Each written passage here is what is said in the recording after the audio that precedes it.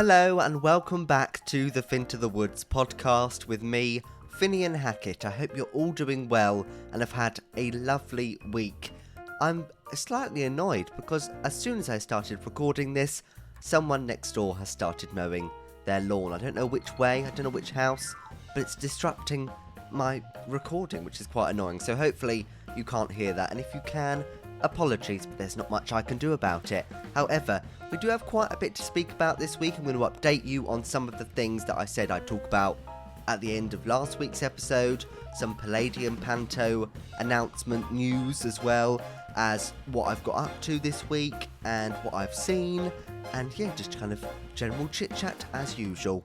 So last week I went to Nottingham. I was in Nottingham from Thursday to the Monday of this week, and I went up to see my friend Jess. We went to uni together, and we didn't go to see any shows. There was a point where we might have gone to Leicester to see the Tina tour, but timing-wise and ticket price-wise, it just didn't work for the trip, which was a bit sad because I really did want to go and see that, and it's not really coming anywhere near me, which is slightly annoying, but we live. But that was the initial plan, to go and do that, but it didn't happen in the end. However, we had a lovely time. It was nice to go up and see her. I'd never been up to Nottingham and that area really before, and yeah, so it was nice to go up and have a visit. We did mini golf and we watched lots of TV. It was wonderful. But apart from that, we did watch some films, one of which that I watched was Better Man, the Robbie Williams film. I had seen a lot about this in the press. I'd seen a lot about it from people I knew who had gone, and I wasn't sure whether it was going to be a bit of me, because in the film, if you don't know, Robbie Williams is a monkey, a CGI monkey. It's more motion capture, I guess, than CGI, but still, it's a computer-generated look.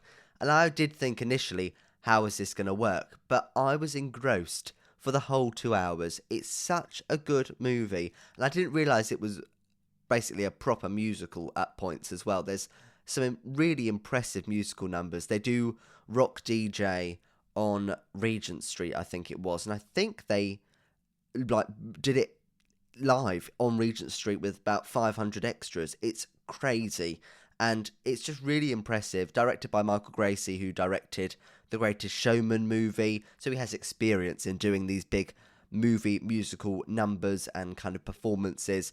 And honestly, if you've not seen it, it's so worth a watch. It's just been released to rent, I think, on at home, but I don't know when it's going to go on to streaming. Hopefully soon, because I think more people need to see this. It didn't seem to get the love it deserved at the awards ceremonies this year. It got one Oscar nomination for Best Visual Effects, and I do think it should have got more. I think it's a genius film and so intriguing. I mean, it's very British, and I can see why it kind of flopped globally, because I don't think there's much appeal to American audiences to see Robbie Williams and the rise of Take That, because they never really made it in America. So I understand why it didn't do as well globally as it should have done necessarily, but I've really enjoyed it. So if you haven't seen that, make sure you do watch it when you can. And also another movie musical that I watched that I hadn't actually seen yet was the adaptation of Matilda. Obviously, I've seen the original one with Mara Wilson in many, many times. I can quote you bits of that film. Pam Ferris is fantastic. But I just had never got round to watching the musical movie adaptation, and I was so impressed. I really enjoyed it. I thought it was different enough from the original movie, which obviously they moved to the States. It was all set in America, so they kind of changed it anyway, the original. So this felt more in keeping with the book and more in keeping, obviously, with the musical. I just love what they did with it. I thought the musical numbers were great. I thought it was a shame that the Wormwoods weren't in it more, because they are such a highlight of the film, the first film, and of the musical as well, and I felt like they kind of stripped their part back a lot in this movie adaptation, which was a shame, but I loved Stephen Graham as the dad. I thought he was hilarious. But it was a brilliant adaptation. I loved Emma Thompson as Miss Trunchbull. Again, I didn't think her exit was as dramatic as the first film. I preferred it when they all threw toilet roll at her. But that's the issue with making another film adaptation of an already very well-loved movie, is that people will already have formed opinions on what they like and dislike about it, because you have something that you can very easily compare it to. But I thought it was a great standalone movie. I loved Lashana Lynch as Miss Honey. I did not know that she could sing like that. She was phenomenal. Her voice is beautiful. And why? Why is she not doing more musical films and maybe a musical on stage? Because she's a great actress too. So, yeah, I'd like to see that happen eventually. But yeah, two musical films that I just hadn't got round to watching yet, but now I have seen, and I can see why they both received such hype.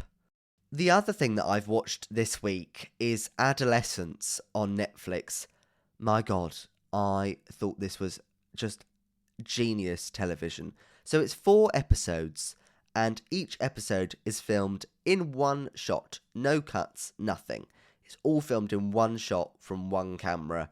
And it's logistically, it must have been a bloody nightmare to plan it all. Obviously, I don't think necessarily the line learning is that hard, because actors do that for 2 and a bit hours every night of the week in the West End and all over the country. So I wasn't impressed necessarily by the kind of ability to do a script all the way through, because if any of the actors had done theatre, that's quite normal. But it's unusual to do that for TV and film. Very, very unusual.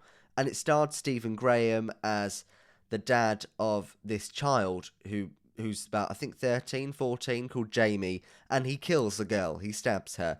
And there's no kind of question about whether he did it or not. You find out in the first half hour of the first episode that he definitely did do it.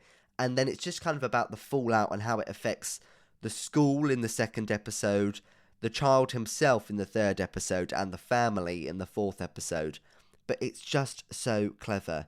Just the one-shotness of it all worked so well for me and kept me quite engaged, because you never kind of cut from focus. You never cut to emptiness. You're always with someone. You're always kind of in a conversation, seeing someone. And I just thought it was so clever. And it is kind of like 4 mini plays, I guess, that just take place on site. The third episode, which is with the boy who played Jamie and Erin Doherty, who you all know from playing Princess Anne in The Crown, amongst other things too.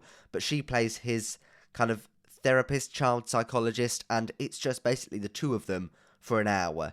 And it is just ridiculously good telly. Like, you must watch it. It takes 4 hours of your time. I watched it all at once because I just couldn't stop watching it. I just wanted to see what happened and see just everything. The acting is fantastic. So that's my recommendation for the week. Go and watch Adolescence.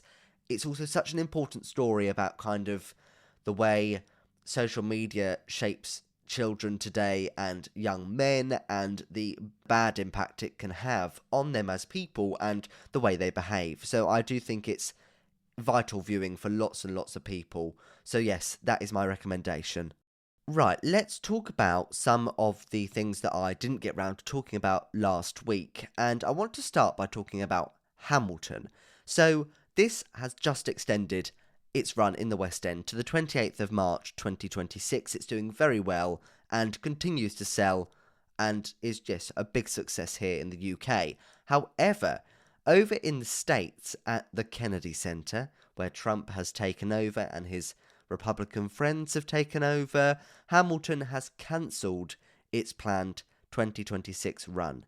And I thought I'd read you some of the statement that was put out by the lead producer, Jeffrey Seller. Political disagreement and debate are vital expressions of democracy. These basic concepts of freedom are at the very heart of Hamilton. However, some institutions are sacred and should be protected from politics. The Kennedy Center is one such institution. The Kennedy Center was founded over 50 years ago with a sincere bipartisan spirit. Indeed, it was founded during the administration of President Dwight Eisenhower, named after President JFK, and opened in 1971 under the administration of Richard M. Nixon. The Kennedy Center was meant to be for all Americans, a place where we could all come together in celebration of the arts. Politics have never affected the presentation of thousands of shows and the display of extraordinary visual arts. However, in recent weeks we have sadly seen decades of Kennedy Center neutrality be destroyed. The recent purge by the Trump administration of both professional staff and performing arts events at or originally produced by the Kennedy Center flies in the face of everything this national cultural center represents. Given these recent actions, our show simply cannot, in good conscience, participate and be part of this new culture that is being imposed on the Kennedy Centre. Therefore, we have cancelled the third engagement of Hamilton at the Centre, originally scheduled for March the 3rd to April the 26th, 2026. Hamilton was proudly performed at the Kennedy Centre in 2018 during the first Trump administration. We are not acting against his administration, but against the partisan policies of the Kennedy Centre as a result of his recent takeover. Our cancellation is also a business decision. Hamilton is a large and global production, and it would simply be financially and personally devastating to the hundreds of employees of Hamilton if the new leadership of the Kennedy Centre suddenly cancelled or renegotiated our engagement. The actions of the new chairman of the board in recent weeks demonstrate that contracts and previous agreements simply cannot be trusted. This is sad because basic integrity and the rule of law have long been great American principles that helped serve as a foundation for our nation. We cannot presently support an institution that has been forced by external forces to betray its mission as a national cultural centre that fosters the free expression of art in the United States of America. In reaction to this announcement, Trump stated at an appearance at the centre the other day that he never liked Hamilton anyway. So that's makes it all fine, apparently. But I do agree with them, actually, saying that if these contracts keep getting cancelled and if these shows keep getting cancelled, how can they trust as a business that they can put on a show there for a month and a half and be safe in that employment and know that the show's actually going to happen? They can't risk it because financially it would be an absolute nightmare. So they might as well cancel there and book another venue in for 6 weeks and just have a guaranteed booking and know that there isn't going to be any problems with it or anything like that. So I think it's very sad that this is having to happen. And obviously, I don't agree with what's happened at the Kennedy Centre, but I do agree with what Hamilton have done because financially and morally, I just think it's probably the right thing that they don't perform there. I also mentioned last week about a new upcoming revival of a jukebox musical that we haven't really seen for quite a while. And this is Movin' Out, which is the Billy Joel musical. And this is going to be performed at Florida's Asolo Rep Theatre from November the 13th to December the 28th. So this was originally directed and choreographed and conceived by Twyla Tharp, and she is going to return for this new production of the show. The show was a huge success, might I add. It ran from October 2002 to December 2005 at the Richard Rodgers Theatre, which is now home to Hamilton, for over 1,300 performances. A very long time. And it received 10 Tony nominations, 2 winning for choreography and for orchestrations. But it was a lot less successful here in the UK, running from April the 10th to May the 2nd at the Apollo Victoria Theatre. Not a long time at all. However, its early closure meant that Wicked would open at that theatre a few months later, and it's never left. So maybe Wicked would have opened a bit later in the West End had Movin' Out been successful, or maybe Wicked would have gone to a completely different theatre and still be there to this day. So yeah, we do, in a way, have to thank Movin' Out not doing very well for Wicked going to the Apollo Victoria, but still very exciting to see a new production of this show. It's got great music and I love the cast recording. There's some great moments in it, and there's lots of it's quite a dance heavy production. That's what Twyla Tharp is known for. But yes, I would be intrigued to see whether this has further life after its Florida run. And just before we get on to talking about new productions, I just want to talk about planning applications, and that sounds very boring, but it's very important. So, Angela Rayner, who is currently Deputy Prime Minister and Housing Secretary too here in the UK government, has announced that organisations like the Theatres Trust and Historic England will no longer be required to give feedback on planning applications to help unleash Britain's potential to build. So this is a controversial thing to do because the Theatres Trust have criticised it, saying the government is calling the Theatres Trust an impediment to growth, which is quite nasty wording, really. And it is slightly worrying because things like Theatres Trust and Historic England help save venues and help keep theatre alive and stop them being bulldozed and turned into flats and stop cinemas being turned into an office building. Like, they work so hard to make sure everything is right and the right things are saved, that removing them from these planning situations, yes, it will quicken the pace on buildings, and yes, we do need more houses in this country, so I don't disagree with that, but I do think that they should still be involved. I don't think they should be removed from the process. I think it's a really important thing that they are involved and help kind of continue to support all these older buildings and make sure that they aren't put in more danger or taken away from the public or whatever it may be. So there is an upcoming story in this podcast about a theatre in London where the Theatres Trust have been really integral to helping preserve it. I will get onto that in a bit, but yeah, I think it's quite an interesting choice by Angela Rayner.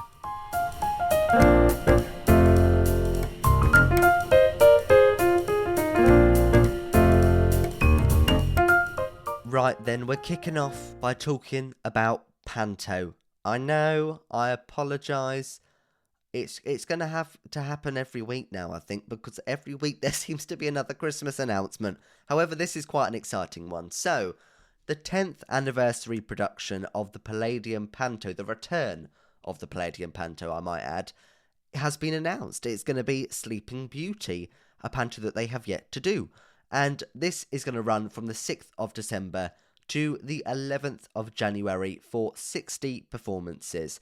And also the lead casting has been announced too, and it's going to be led by none other than British comedy queen Catherine Tate. She's going to be playing Caraboss, or the Maleficent character in Sleeping Beauty. She's going to be joined by other kind of regulars, Julian Clary, Paul Zerdin, Nigel Havers and Rob Madge.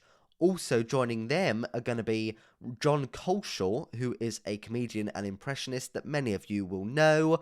Emily Lane, she's going to play Sleeping Beauty, and she was Minnie Fay in Hello Dolly alongside Jenna Russell and Imelda Staunton last summer. And also Amonique Melico, who was in the show last year. He was in the Panto, had a kind of featured role in it, but this year is going to be the Prince. So it's a really good cast. I mean, there is part of me that would like to see some other people in the Panto. They're very good. They're good at what they do, but there's part of me that would like to see them spice up a little bit, because especially after Gary Wilmot's retired and he's no longer doing the Palladium Panto as far as we're aware, it just feels like there's a gap for someone new to join and become another kind of full-time member of the group, maybe. I don't know. But I guess if it's not broken, don't fix it. And it seems to be a very big success. It sold so many tickets last year. It was their highest grossing Panto. And I imagine this year will be just as much the same, with priority booking opening on the 26th and general booking opening on the 28th of March.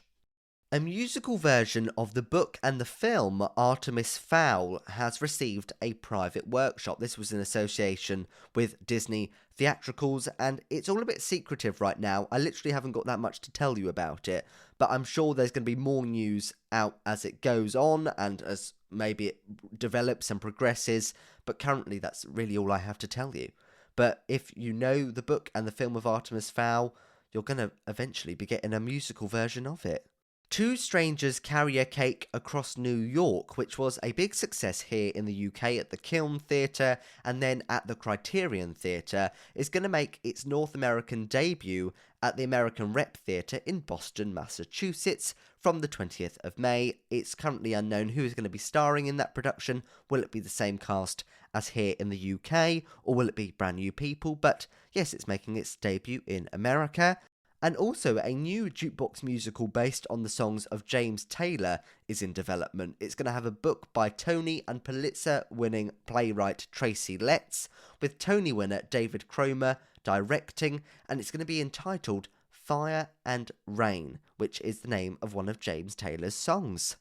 In a bit of concert news, Kerry Ellis, Louise Dearman and Rachel Tucker are going to lead a concert called Gravity on Sunday the 31st of August at the Theatre Royal, Drury Lane, and it's going to include, in quotation marks, show-stopping anthems, career-defining performances and thrilling surprises. So you may or may not know that Kerry Ellis, Louise Dearman and Rachel Tucker all have played Elphaba in the West End.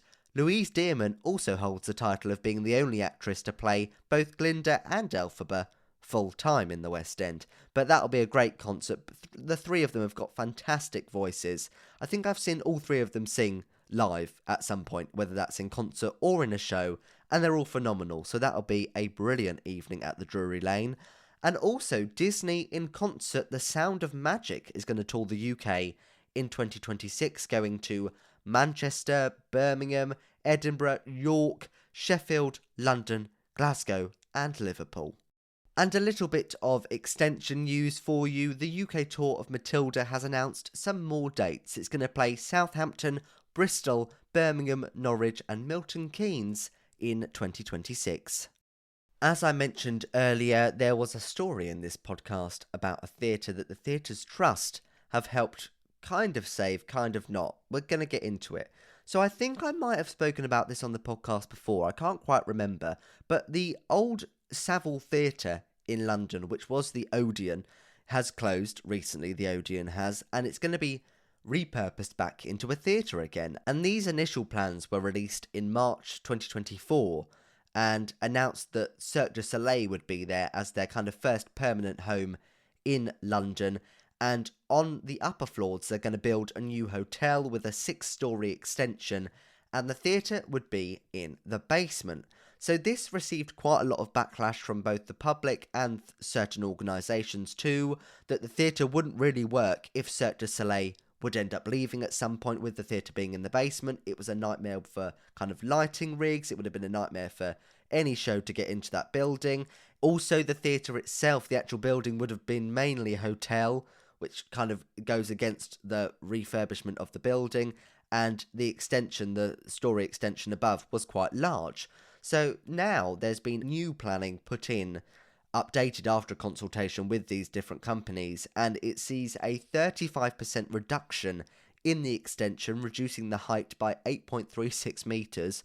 The theatre is still in the basement though, with it actually going further underground than it was before. Historic England and the Theatres Trust have said that they are still not happy, especially the fact that the main building will still just be a hotel and the theatre is just going to be underground. And I agree with them. I really would like the theatre itself to be in the actual building. And I think they said in the statement too that there would definitely be a producer who would be happy to take on an 800 to 1,000 seat normal West End theatre, because there is always a demand for more space and a space where other work can go. So yeah, I hope it doesn't end up happening, because I'd quite like to see the Saville Theatre returned to just being a regular kind of proscenium arch theatre, but it would cost a lot of money. So I understand maybe the hotel is going to bring in a lot of revenue, but yeah, it'll be interesting to see where that one goes.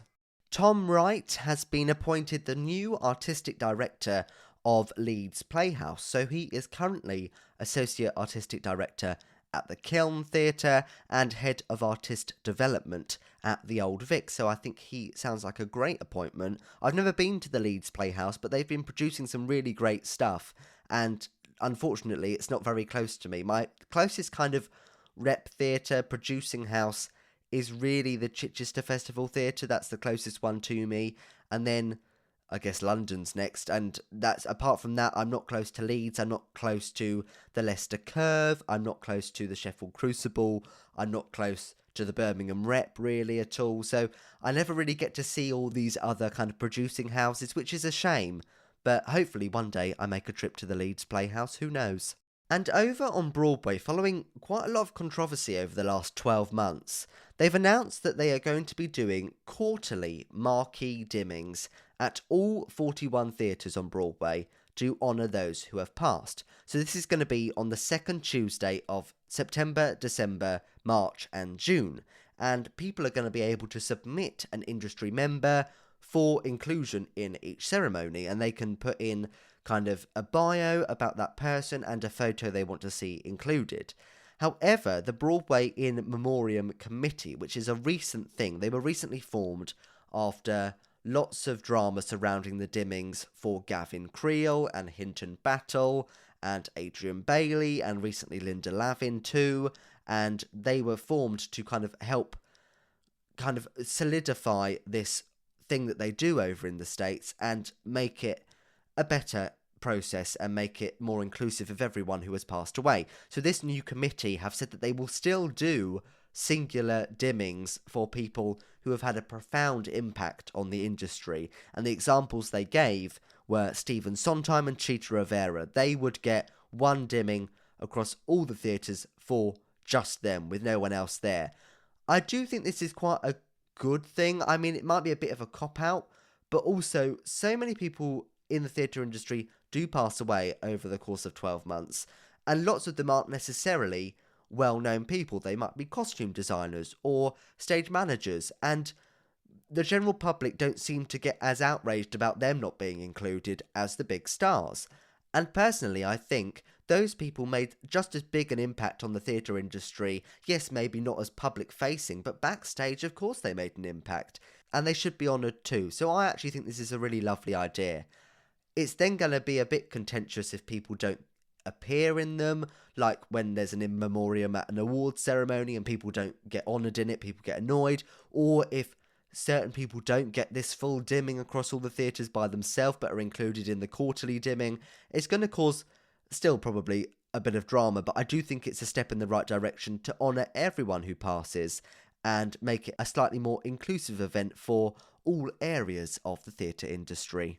A little bit of film and TV news this week. Next to Normal, the recording that was done in the West End last September is going to be shown for the first time in the US as part of PBS Great Performances on the 9th of May. There's currently no plans for a UK release date, and hopefully that will come out soon, but currently we know that it's going to go out on the 9th of May in the US, and then at least it's out somewhere, so we might end up getting it. And a couple of bits of cast recording news. So the 2023 UK cast recording of The Book Thief has been released after successful limited runs in Coventry and Leicester. That's now out for everyone to stream and listen to. And also, MCC Theatre's Miscast, the studio sessions, is going to be released on the 28th of March. So Miscast is the event that happens every year where artists and performers sing songs that they wouldn't usually sing in a concert or in a show.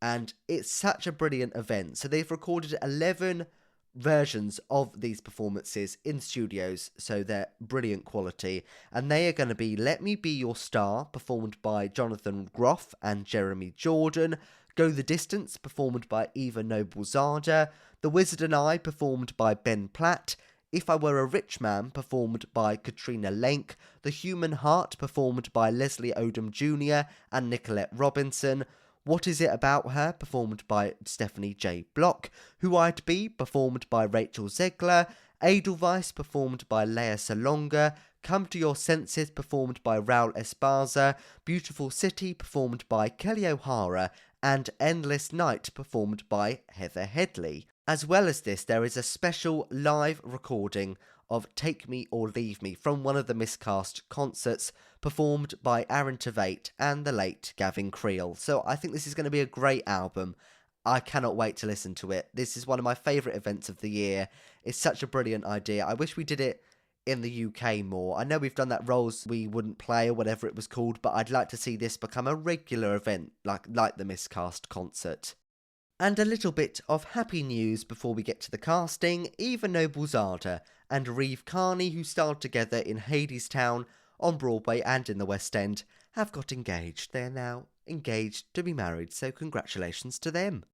We start the casting news with something slightly different. So, this current Broadway revival of the play Glengarry Glen Ross is going to reportedly receive an all-female replacement cast from mid-June. We have no other news as of yet, but I will update you when it comes in. But this was a report that went out this week that is what they're planning to do. So I thought I'd just include that in this little section, and I'll update you as we know more. Supermodel Ashley Graham is the latest celebrity to star in Chicago on Broadway. She is going to play Roxy Hart from the 15th of April to the 25th of May. Rachel Zegler is going to lead the upcoming West End revival of Evita. So she has made her Broadway and West End debut within the space of 12 months when this opens. And this comes after the news that Ariana DeBose casting in this show did not end up working and she didn't end up playing the part, but Rachel Zegler is a magnificent person to take on this role. The full cast of The Unlikely Pilgrimage of Harold Fry at Chichester has been announced, with Jack Wolfe from Next to Normal joining the cast, as well as the likes of Sharon Rose, Taryn Callender, Amy Booth Steele and Ben Redfern joining them too.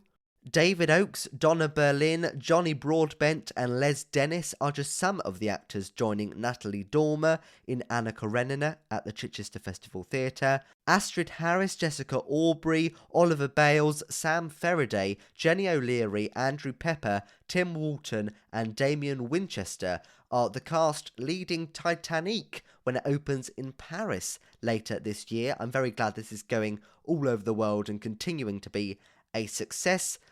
Joey Fatone from NSYNC is going to return to & Juliet on Broadway from April 22nd to July the 31st. He's just completed a 9-week run in the show on March the 16th, but he was so good and so successful that he is returning. Adam Danheiser, Lara Pulver and Beverly Klein are all going to reprise their Olivier-nominated performances in Fiddler on the Roof, At the Barbican, and also the UK tour casting of Moulin Rouge has been announced, with Verity Thompson, Nate Landskroner, Cameron Blakely, Kurt Kansley, German Santiago, James Bryars, Kalia Davis, Summer Priest, Scott Sutcliffe, Ellie Jane Grant and Patrice Tipoki leading the company. On next week's episode, I'm going to talk about a Tony, Olivier, BAFTA and Emmy award-winning star who is going to tour the UK in a play that they previously starred in and were very successful in. And I'm also off to see Backstroke at the Donmar Warehouse, so I will update you on what I thought about that. I'm going to try maybe and squeeze in a matinee of maybe Benjamin Button or The Mousetrap, because they're the ones that are on the day that I am going. So the episode is probably going to be a day later than usual, so you might have to wait a little bit longer to hear what I thought, because just timing wise that's going to be the way it is. But thank you so much for listening to this week's episode. Please, if you haven't already, leave me a review or follow me on Spotify or Apple Podcasts and share it with your family and friends. And if anyone wants the latest theatre news, just send them my way. There you go. But thank you very much, and I will talk to you all once again next week.